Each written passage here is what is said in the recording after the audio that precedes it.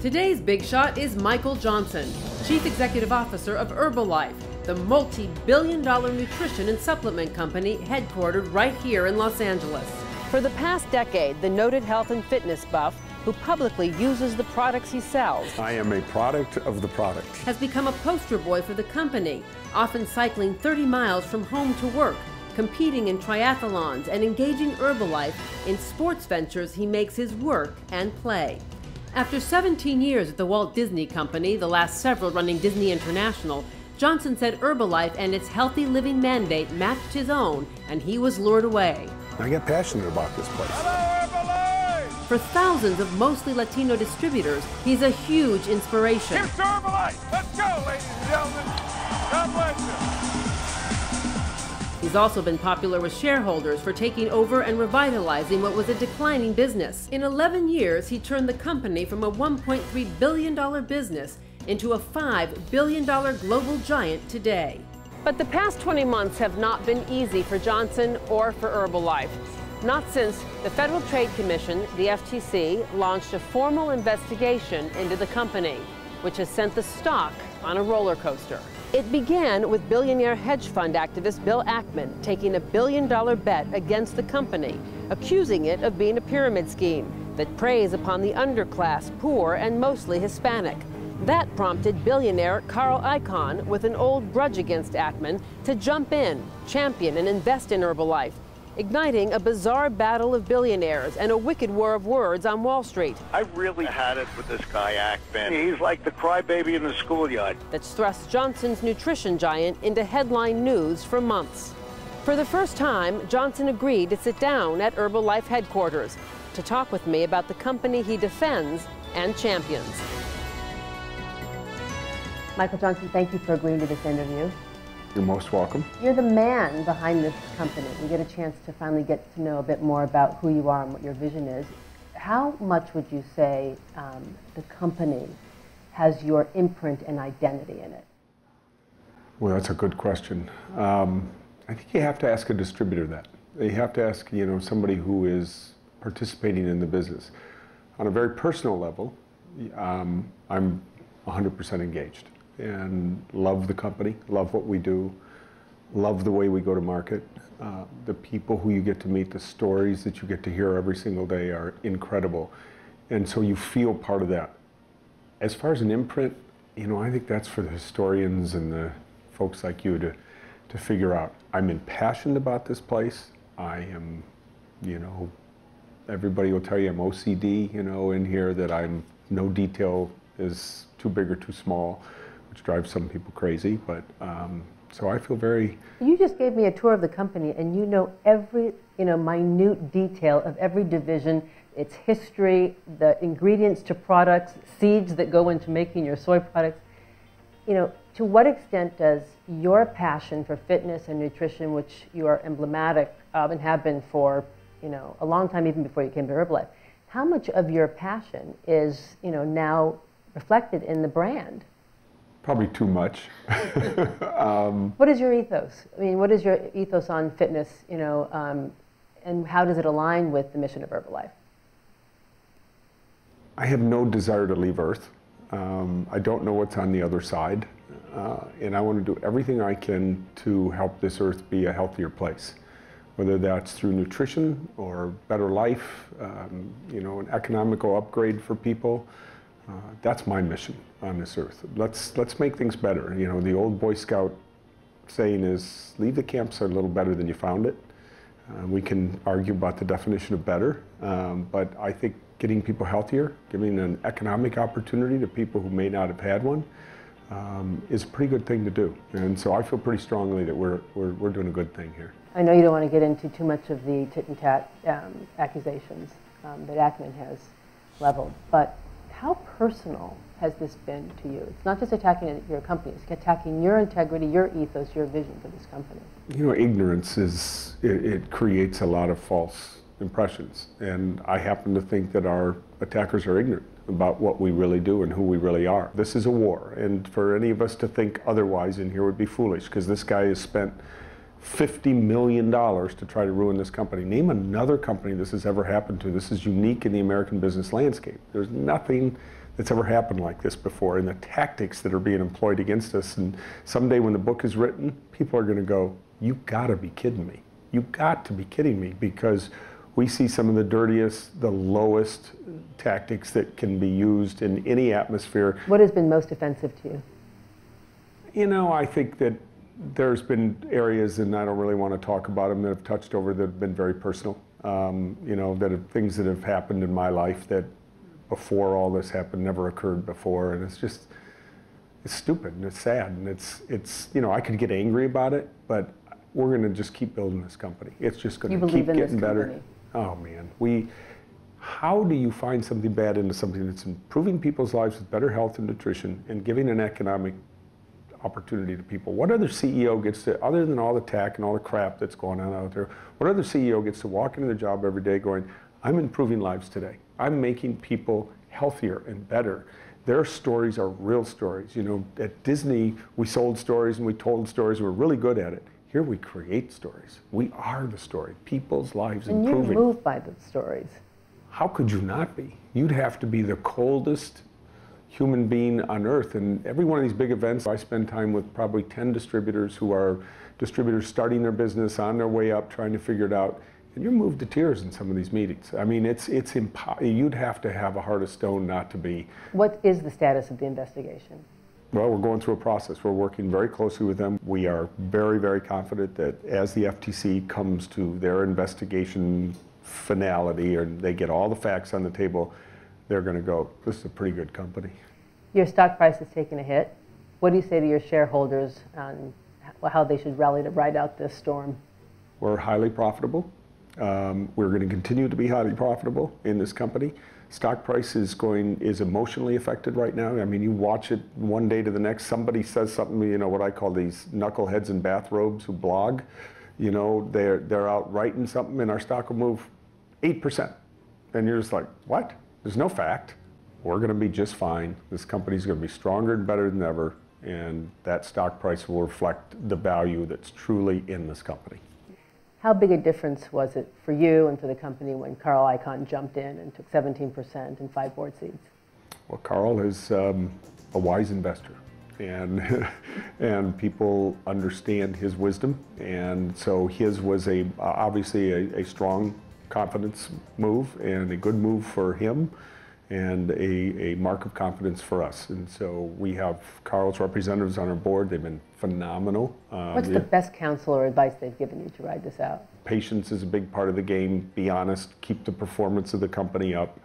You know, don't let this guy get under your skin, and just keep moving forward. Keep moving, he does. Not just as an avid fitness buff, but with his extensive travels for the company. Johnson traverses the globe promoting Herbalife in extravaganzas to thousands of distributors worldwide, where Herbalife is growing as a global leader in nutrition and weight loss. Since I've been in Herbalife, I've never seen this kind of success. Congratulations to you all. What do you think makes your product so popular and so successful? I think our people do. I think the results, the success stories, the ability for person-to-person sales. I think our person-to-person sales and our service orientation is very disruptive to the marketplace. On a tour showcasing a prominently displayed history of the company, from when founder Mark Hughes started Herbalife in 1980 to today, Johnson proudly touts Herbalife's expansion into 90 countries, alliances with UCLA scientists and Nobel laureates, dedicated to advancing quality in the product lines. He is especially proud of the vast sports products and team sponsorships cultivated on his watch, the most coveted, the LA Galaxy. This, as they marched to this championship, was a very special time for us because we felt in concert with them. Our company's getting bigger, stronger, and better, and they're getting bigger, stronger, and better. There's a very, special relationship. They're using our products daily. They're big fans of ours, and we're big fans of theirs. It's a great relationship. So we also sponsor specialized biking events around our endurance product. Who's that? That's me. That's you. This is the Leadville 100. This is considered the toughest bike endurance race in the world. And how'd you do? I'm just at 10 hours. That good? If you get under 12 hours, you get a buckle. And about 2,000 people are in this, and about 60% make it under the 12-hour mark. But this is this is the real deal. Can't fake that. No, no faking it out there. Nor, he says, in here. He says he's got a top team and quality products. This is a great company. This isn't a good company. Any suggestion otherwise, says Johnson, is ludicrous. It is uninformed. It is, to us, unintelligible, and they can make an intelligible argument to elites and say, we don't like that direct selling business because it's those people down there and it's those lowlifes. Well, you know something, guys, get out of your limousines and understand how the world works. Your number one critic has been defined by his passion, vowing to take down the company, go to the ends of the earth to do so. He's made this very personal. The company's personal to me. He's not. He's just misguided. He doesn't have a product. He doesn't employ people. He doesn't create jobs. He doesn't have a massive worldwide distribution system that's helping change people's lives every single day for the better, that's helping them lose weight, get healthier, creating clubs and communities around in food deserts and helping people improve their lives. That's not part of his life. His life is about making a buck. Our model is completely defined. It is completely. Every penny a distributor makes is earned from a sale of a product. It's being confused by these guys because that's to their advantage. None of their pay is defined. Define a Wall Street hedge fund head's pay. What does he really make it on? Do you believe that he thinks you're really harming the underserved? I don't know what he thinks. You know, I see his passion. I've watched his presentations, and we were aghast when we saw, it's a complete misunderstanding of who we are and what we do, and it's positioned for his argument. And yeah, he's found a few outliers. There's always going to be in any industry, in any organization, whether it's a police department, a fire department, a civic organization, there's going to be somebody who's not following the rules. We've had people like that in our organization. We have some today, but we've got 1 million people selling our product or more, part-time out there, and they're not always going to do everything right. And we try to work with them as hard and vigorously as we can to make sure they're on the right road. And we're fixing that in this company. But how are you fixing it? Yeah, we have a ethical group in here, a group that works with our ethics and compliance. It's incredibly strong.